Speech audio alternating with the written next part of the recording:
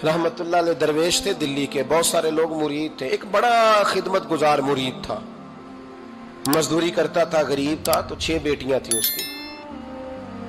हजरत साहब के पास रोज आके कहता, हुजूर बच्चियों के लिए दुआ करें, अल्लाह कोई असबाब पैदा कर दे। एक बच्ची की शादी का खर्चा 1000 दिनार है और मैं गरीब हूं। हजरत साहब दुआ कर देते। खानका शरीफ के थोड़े ही फासले पर, हजरत जहां बैठ के मुरीदों की तरबियत करते थे, उससे थोड़ा ही फासले पर ना एक ईसाई रहता था, बड़ा मालदार था, बड़ी सारे ऊंट, गायें, भेड़, बकरियां रखी हुई थी और हजरत शरफुद्दीन रहमतुल्लाह अलैह की बड़ी मुखालफत करता था। और ये जो आपका गरीब मुरीद था, ये उसका पड़ोसी था। एक दिन बुला के ना उनको कहने लगा कि तू किधर जाके जो है वो टकरे मार रहा है, वहां से कुछ नहीं मिलने वाला। वो तुझे क्या देंगे जिनकी खानका खुद चंदे पे चलती है, मदरसा चंदे पे चलता है, मस्जिद चंदे पे चलती है, तेरी बेटी का मामला कहां हल होगा? तो उस दरवेश ने कहा कि तू मेरे पीर को नहीं जानता, तू अजय मेरा महबूब नहीं डिठा, तो पता नहीं ना, तू इस रस्ते का मुसाफिर नहीं, तू नहीं जानता, उनका बस चले ना तो वो हर कीमत में मेरी बेटियों की शादी करा दे। अब वो ईसाई था, कहने लगा अच्छा चलो ठीक है, अगर इतनी बात है ना तो जाओ उनसे जाके कह दो कि 6 साल के लिए मेरे साथ मुआहदा कर लें, तो मेरे जानवरों को चारा डाल दिया करे, 6 साल ड्यूटी करे, मैं 6000 दिनार दे देता हूं। वो मेरे साथ 6 साल मेरे जानवरों को चारा डाले, रखते हैं ना आप चारा डालने के लिए, एडवांस पैसे दे के। अब तो लोग उन्हें भी गुलाम ही बना लेते हैं, बड़ी थोड़ी तनख्वाह देते हैं, जुल्म करते हैं, पूरा मुआवजा नहीं देते। हजरत शेख शरफुद्दीन के बारे में वो कहने लगा, जब अपने पीर से जाके कह के मेरे जानवरों को 6 साल चारा डाले, मैं 6000 दे देता हूं, तू जो कहता है हर कीमत पे जाने को तैयार है। उसने जब ये बात की तो मुरीद ने नाराज हो गया, वो लड़ाई हो गई, गिरबान पकड़ लिया, झगड़ा हुआ, बात बड़ी दूर गई। इस तरह की बात करता है मेरे हजरत के बारे में, तेरे जैसे कई मैं वहां काम पे रखा दूं। जब वो बड़ी बहस हुई, बात मोहल्ले में, इलाके में फैल गई, दुनिया ने सुन ली, तो शेख शरफुद्दीन तक भी पहुंच गई। इस तरह झगड़ा हुआ है। लोग सो गए इशा की नमाज के बाद। हजरत साहब ने ना सर पे कपड़ा लिया, उस ईसाई के दरवाजे पे दस्तक दी, वो बाहर आया, फरमाने लगे लोग तो सोच समझ के मुलाजम रखते हैं, तूने भी तो सोच ही लिया होगा, तभी तो मुझे ऑफर की है। तू अपनी ऑफर पे कायम है? वाकई मुझे रख लेगा और 6000 दिनार दे देगा? कहने लगा जा बाबा काम कर अपना। फरमाया नहीं, तूने इतने लोगों में बात की, इतनी बहस हुई, तो कायम है? कहने लगा मैं तो कायम हूं, पर आपने नहीं कायम रहना। फरमाया मैं सोच समझ के आया हूं। उसने कहा आप ड्यूटी करेंगे, भैंसों को चारा डालेंगे? फरमाया एक शर्त, बस जब अजान हो जाए ना तो मुझे रब की नमाज पढ़ने की इजाजत दे देना, बाकी सुबह शाम जो तू कहेगा। अगर उस गरीब की बेटियां ब्याही जाए तो मुझे और क्या चाहिए? उसकी 6 बेटियों का बोझ है उसके सर पे, तू मुझे रख ले। अल्लाह अकबर। वो कहने लगा चले पे मेरे साथ खते बंदगी कर ले। आजकल हम स्टाम करते हैं, उस जमाने में खते बंदगी होता था, गुलामी का खत, काजी शहर के पास, यानी उसका ख्याल था कि चलो स्टाम की बात करूंगा तो भाग जाएंगे। फरमाया चल मैं तैयार हूं। काजी तक गए, तय हो गया, 6000 दिनार दे दिए। हजरत ने मुरीद को बुलाया, फरमाया पुत्र ये ले जा, जा मेरी बेटियों को रवाना कर दे। कहने लगा हुजूर ये क्या कर रहे हो आप, कुछ सोचे? फरमाया यार जब तुझे बेटा बना लिया तो फिर मेरी पोतियां तो लगती हैं ना, मेरा हक तो बनता है ना, जा जाके ड्यूटी कर, उनको ब्याह दे। बात फैल गई। बादशाह भी अकीदतमंद था, वो 12000 दिनार लेके पहुंचा। क्या बताऊं इन रब के बंदों का दिल कैसा होता है, क्या दर्द होता है, क्या रंग। 12000 दिनार लेके बादशाह आया और आके हजरत को पेश किए, का हुजूर आप दें इस ईसाई को, डबल दें और जाए काम करें। आप फरमाने लगे तू पैसे दे, शर्तें ना लगा, मेरा जहां दिल करेगा मैं खर्च करूंगा, मुझे तो मजा ही अब आने लगा है, अभी तो लुत्फ आ रहा है, अभी तो जायका आया है कुछ करने का, पैसे देने हैं तो दे, पाबंदी ना लगा, जहां मेरा दिल करेगा मैं। उसने कहा हुजूर ठीक है रख ले। हजरत ने फजर मस्जिद में पढ़ी, जेब में 12000 दिनार थे, ऐलान फरमाया भी किसी और की बेटी भी बैठी है तो पैसे मेरे पास है। वो 12000 दिनार भी बांट दिया और 12000 दिनार बांट के ना तो फिर चले गए खेत में चारा काटने।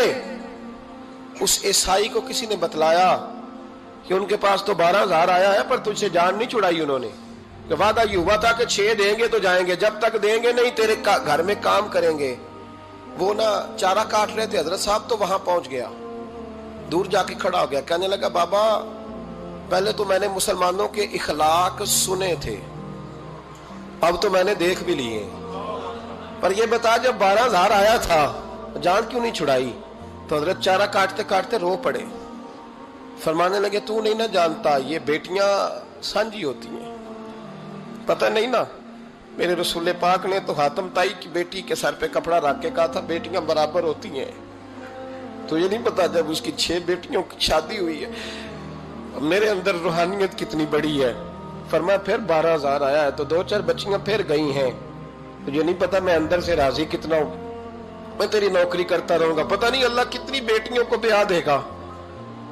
اتنا رویا وہ عیسائی کے پیروں میں بیٹھ گیا، کہنے لگا بابا میں نے تیری مخالفت کی ہے پر تیرے قریب آ کے پتہ چلا ہے کہ تو بہت اونچے اخلاق کا مالک ہے، اور اگر تیرا یہ مقام ہے تو تجھے اخلاق سکھانے والے محمد عربی کی شان کتنی ہوگی. ظالم کی بولیے جاتے نہیں لوگ جھوٹے گواہ بن کے. وکیل صاحب کو نہیں پتا ہوتا کہ یہ بندہ مجرم ہے جو میرے پاس آیا. کیا مجرموں کے وکیل نہیں ہوتے؟ بولے تو اس کو پتہ نہیں ہوتا وکیل صاحب کو کہ یہ صاحب مجرم ہے میرے پاس مقدمہ لے کے آئے. اور اگر بے ادبی نہ ہو جائے تو میرا خیال ہے قاضی عدالت کو بھی پتا ہوتا ہے کہ مجرم کون ہے اور مظلوم. میرے نبی پاک صلی اللہ علیہ وسلم نے اس قدر زیادہ سختی فرمائی اس مسئلے میں. فرمایا جس کو پتا تھا کہ فلاں آدمی ظالم ہے، ظلم کر رہا، پھر وہ ظالم کا گواہ بنا یا اس نے ظالم کی مدد کی، کتنی کی؟ شارحین لکھتے ہیں چاہے اس نے ایک جملہ بول کے کی، چاہے ایک، سارے بولیے، چاہے ایک غریب کو اس نے ظلم کیا تو کہتے ہیں علاج یہ سی، چاہے ایک جملہ بول کے کی. شارحین اس حدیث کی شرح میں لکھتے ہیں ایک جملہ بول کے چاہے مدد کی. جس بندے نے کسی ظالم کی مدد کی کسی مقدمے میں یا کسی صورت میں اور اسے پتا تھا یہ ظالم ہے، میرے نبی پاک صلی اللہ تعالی علیہ وسلم فرماتے ہیں اگر اس نے مدد کی، ابھی ظالم کی بات نہیں ہو رہی، ظالم کے مددگار کی بات ہو رہی، اگر کسی نے ظالم کی مدد کی تو حضور فرماتے ہیں خدا بھی اس سے بری و ذمہ ہے، رسول بھی اس سے بری و ذمہ ہے. سنبھال کے رکھے اپنی نمازیں، قربانیاں، حج، زکوٰۃ سنبھال کے رکھے. اگر ظالموں کا مددگار ہے، الیکشن آ لینے دے، آپ کو نظر آ جائے گا کون کون ظالموں کا مددگار ہے، نظر آ جائے گا. اپنی جیب سے لوگ پیسے دے کے ظالموں کی مدد کریں گے، ان کے فلیکس چھپوائیں گے، بورڈ لگوائیں گے، جیبوں سے پیسے دے کے. ہم نے خود آگ لگائی ہے چمن میں اپنے، بے سبب گردشی ایام کو الزام نہ دو. ہم نے خود نور کا ظلمت سے کیا ہے سودا، کر کے توہین سحر شام کو الزام نہ دو. ظالموں کے مددگار میدان میں آ گئے. یہ چھوٹا لفظ نہیں، میرے حبیب پاک صلی اللہ علیہ وسلم نے فرمایا جو ظالم کا مددگار ہے سن لے جو سجن کے ساتھ کچہری جاتا ہے، وہ یاد رکھے جو دوست کا گواہ بنتا ہے، وہ یاد رکھے جو کہتا ہے میں مانگی گیا تھا، مجھے بلایا گیا تھا قبضہ چھڑانے کے لیے کسی غریب بیوہ کی جائیداد پہ، وہ سن لے تو مدد کر کے نہیں آیا، تو خدا کے ذمے سے نکل گیا ہے.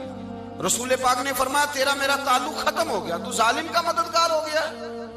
پھر تو کہتا میں بے چین ہوں، میں بے قرار ہوں، میں آزمائش کا شکار ہوں. پلٹ کے دیکھ تو صحیح تیرا گناہ کتنا بڑا ہے. میرے نبی پاک صلی اللہ علیہ وسلم کا ایک اور فرمان سن لیں، ابن ماجہ ابو داؤد میں موجود ہے. اس حدیث کو آپ نے یاد کر لینا ہے. کر لیں گے انشاءاللہ؟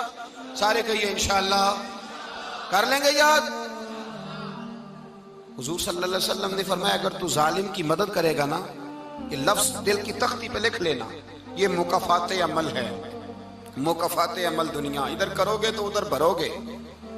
فرمایا اگر تو کسی ظالم کی مدد کرے گا، سن لے حضور کا فرمان ہے، اگر تو ابن ماجہ ابو داؤد سیاہ میں موجود ہے، فرمایا اگر تو کسی ظالم کی مدد کرے گا تو رب تعالیٰ مرنے سے پہلے تیرے اوپر بھی ظالم کو مسلط کر دے گا. تیرے اوپر بھی ایک دفعہ ظلم ضرور ہوگا اگر تو ظالم کی، وہ کسی صورت میں بھی ہو سکتا ہے، کسی صورت میں بھی تیرا بیٹا ہی اٹھ کے ظلم کر دے گا، تو الجھ جائے گا، کسی نہ کسی جگہ تیرے لیے تباہی کا سامان ہوگا، تیرے اوپر ظلم ہوگا، اس لیے کہ تو ظالموں کا مددگار ہے. چاہیے یہ تھا کہ تو مظلوم کی مدد کرتا، انسانی ایمانی یقین کا فریضہ سر انجام دیتا، تو ظالموں کا مددگار ہو گیا. ٹٹول کے دیکھ لیں، رزلٹ نکال کے دیکھ لیں، ہمارے زمانے میں ظالموں کے مددگار زیادہ ہیں. اتنی لمبی زبانیں نکال کے ظالموں کی مدد کرتے ہیں. بڑے بڑے کالم نویس اللہ نے انہیں قدرت دی لکھنے کی، تو اپنا قلم ظالموں کی مدد میں خرچ کرتے ہیں۔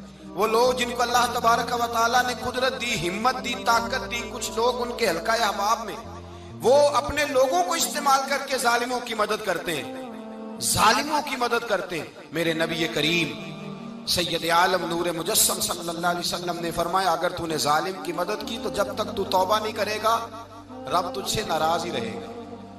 اللہ تجھ سے، او بھائی جس سے رب بھی ناراض ہو گیا، نہ کھانا نہ پینا نہ سونا نہ جاگنا نہ نیند، پھر تیری ہر چیز تیرے لیے آزمائش ہو جائے گی، پھر تیرا سایہ بھی تیرے لیے خوف کا سامان بنے گا، پھر زندگی جیتی جاگتی لاش بن جائے گی، تو اپنے کندھوں پر اپنی میت اٹھائے پھرے گا جب تو ظالم کا مددگار ہوگا۔ اور نبی پاک صلی اللہ علیہ وسلم نے فرمایا، ظالموں کا مددگار بھی ظالم ہوتا ہے، ظالموں کا مددگار بھی، سارے بولے، ظالموں کا مددگار بھی نہیں، کو نہیں، آپ سارے نہیں بولے، ایک دفعہ بولے، ظالموں کا مددگار بھی، پکی بات ہے، ظالموں کا مددگار بھی۔ اللہ اکبر، جس کا یارانہ ہو، جس کا دوستانہ ہو، جو کہے میں نے نا اس کو اوکھے ویلے کے لیے ظالم کو یاد رکھا ہوا ہے۔ کبھی مشکل میں رکھے نہیں ہوئے لوگوں نے ظالم دوست، کہتے میں نے رکھے ہوئے ہیں، بلکہ ہمارے دیہات میں تو کہتے ہیں میں نے بازو بنائے ہوئے ہیں۔ کس کو بازو بنا لیا؟ ظالم بھی کبھی بازو ہوتا ہے، جو ظلم کی تلوار لیے میدان میں کھڑا ہے۔ قارون، حامان، فرعون، نمرود کا حال نہیں لوگوں نے دیکھا؟ اپنے زمانے میں آپ نے کتنے لوگ نہیں دیکھے جن کے سائے سے، آواز سے لوگ کانپتے تھے؟ پھر پولیس کی گاڑیوں میں وہ اس طرح مردہ پڑے کہ دنیا نے تماشا دیکھا ان کا۔ یہ رنگ ہم نے دیکھے نہیں اپنے آنکھوں سے۔ فرمایا ظالم کا مددگار بھی، جو کار میں بٹھا کے لے کے گیا وہ بھی ظالم، جس نے چائے پلائی وہ بھی، جس شخص نے کھانا کھلایا وہ بھی، جو کچہری تک ساتھ گیا وہ بھی، جس نے فلیکس کے نیچے، بڑے شرابی کے نیچے چھوٹی اپنی فوٹو لگائی وہ بھی، جو ووٹ کی پرچی ڈالنے گیا وہ بھی۔ کہہ دینا باہر نکل کے کہ حضرت صاحب نے سیاسی تقریر کی ہے، کہہ دینا، پر بات تو سچی ہے نا۔ خو کرے ہم تو سے تھوڑا سا گلا بھی سن لے، خو کرے ہم تو سے تھوڑا سا بھی گلا۔ امام مالک کے پاس ایک بندہ آیا، اس نے کہا حضور میں درزی ہوں، ایک ظالم بادشاہ مجھ سے کپڑے سلواتا ہے، میں تو ظالموں کا مددگار نہیں نا۔ ایک ظالم بادشاہ مجھ سے، حضور میں تو مددگار نہیں نا ظالموں کا، جو فرمایا ظالموں کا مددگار بھی ظالم ہوتا ہے، تو کپڑے لے کے آتا ہے میں سی کے دے دیتا ہوں، ذمہ داری نہیں۔ یہ ایک آدمی دکاندار ہے، اس سے کوئی بندہ چیز خریدنے آئے گا تو تھوڑی کہے گا میں نے نہیں دینی، تو دے گا۔ کوئی بندہ اگر کسی شخص سے کوئی کام کہتا ہے جو اس کی فیلڈ ہے، اس کا شعبہ ہے، اس کا معاش کا وہ سلسلہ ہے، کہتے ہیں یا رسول اللہ صلی اللہ علیہ وسلم ظالموں کا مددگار بھی ظالم، حضور نے فرما دیا۔ تو امام مالک سے بندے نے مسئلہ پوچھا، دل کی تختی پہ لکھنے والی باتیں ہیں، کہا حضور میں درزی ہوں، ظالم کپڑے سلواتے ہیں، میں تو مددگار نہیں نا۔ امام صاحب کہنے لگے نہیں، مددگار تو وہ ہوگا جو تجھے سوئی دھاگا فراہم کرے گا، تو پورے کپڑے سی کے دیتا ہے، تو خود بہت بڑا ظالم ہے، تو پورے سوٹ سی کے دیتا ہے، تو بہت بڑا ظالم خود ہے۔ مددگار تو وہ ہوگا جو تجھے دھاگا دے گا، جو تجھے بٹن دے گا، جو تجھے نلکی دے گا، جو ظالم سے اتنی نفرت ظلم کر کے بندہ ہے۔ یہاں تو ہمارے زمانے میں ہیرو بن جاتے ہیں لوگ، ظالم ہیرو ہے، لوگ اس سے ڈرتے پھرتے ہیں، گھومتے پھرتے ہیں، اور بہت سارے کم مزاج لوگ اس کے پیچھے ہاتھ باندھ کے پھرتے ہیں۔ ظالموں کی مدد کرنا، ظالموں کے ساتھ رہنا، یہ ظلم ہے، ظلم، یہ زیادتی ہے۔ میرے نبی پاک صلی اللہ تعالی علیہ وآلہ وسلم نے ارشاد فرمایا، یاد رکھو رب فرماتا ہے میں مظلوم کی مدد ضرور کروں گا، چاہے جلدی کروں چاہے دیر سے کروں، میں مظلوم کی مدد۔ اور حضور صلی اللہ علیہ وسلم نے فرمایا ہے، حضرت معاذ بن جبل کہتے ہیں حضور نے مجھے یمن کا گورنر بنایا، جب میں جانے لگا نا تو حضور نے بڑی نصیحتیں کی، بخاری میں موجود ہے، فرماتے ہیں جب میں پلٹنے لگا تو میرے رسول نے فرمایا معاذ ایک منٹ ٹھہر جا، ایک بات میری یاد رکھنا، اس کو نہ بھولنا۔ کہا حضور کیا؟ فرمایا دیکھنا کسی پہ ظلم نہ کر بیٹھنا، کہیں تجھ سے زیادتی نہ ہو جائے۔ محبوبہ پھر حضور نے فرمایا سن میرے معاذ، میں تجھے گورنر بنا رہا ہوں، زیادتی نہ کر بیٹھنا۔ یا رسول اللہ صلی اللہ علیہ وسلم کیا ہوتا ہے؟ تو میرے کریم نے فرمایا جب مظلوم دعا کے لیے ہاتھ اٹھاتا ہے تو عرش کا مالک کہتا ہے فرشتوں پیچھے ہٹ جاؤ، عرش کا مالک کہتا ہے فرشتوں پیچھے ہٹ جاؤ۔